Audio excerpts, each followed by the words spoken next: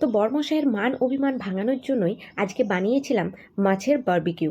তো আসসালামু আলাইকুম এভরিওয়ান। অনেকদিন ধরে বরমশাই দেখছি কথায় কথায় কথা শোনাচ্ছে। সে বলছে বিয়ের আগেই নাকি আমি ভালো ছিলাম, বিয়ের আগে তাকে অনেক ভালো মন্দ জিনিস করে খাওয়াতাম, বিয়ের পর খাবো বলেছি কিন্তু সেই কথা দিয়ে কথা রাখিনি। এই নিয়ে নানান অভিযোগ নিয়ে বসেছিল। তো বরমশাইকে বললাম অভিযোগ সাইডে রেখে আগে কি খাবে সেটা বলো। তো সে আমাকে একটা মাছের ভিডিও দেখিয়ে বলল এই রকম মাছের বারবিকিউ করে খাওয়াতে পারবে। আমি বললাম কেন নয়, আগে মাছ তো এনে দাও। তারপরে দেখি সে বাজার থেকে 3টে মাছ এনে আমার হাতে ধরিয়ে দিল।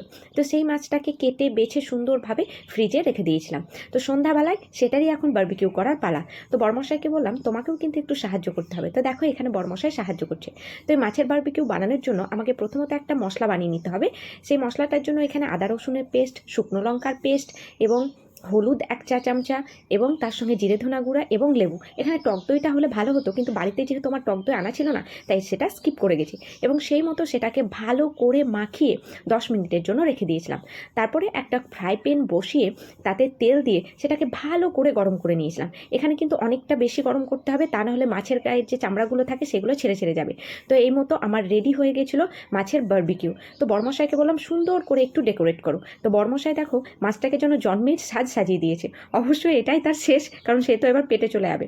তো এখানে পুচকুপানা দেখে দেখছো আমি যখন মাছটা কাটি বাছি তখন এরা এসে বলছে কাকিমণি এটা কি হবে। আমি বললাম মাছের বারবিকিউ।